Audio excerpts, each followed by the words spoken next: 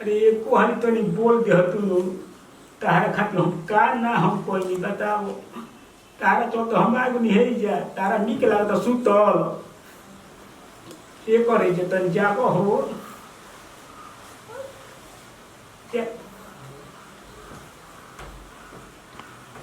उठाओ चोर चोर चोर चोर चोर चोर चोर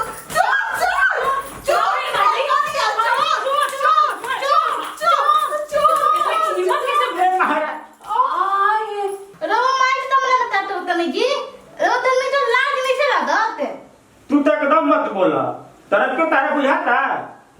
तनी मनी मिल ली बताओ है 4 दिन से 5 दिन से हमारी में तारा तरह क्यों बुझाता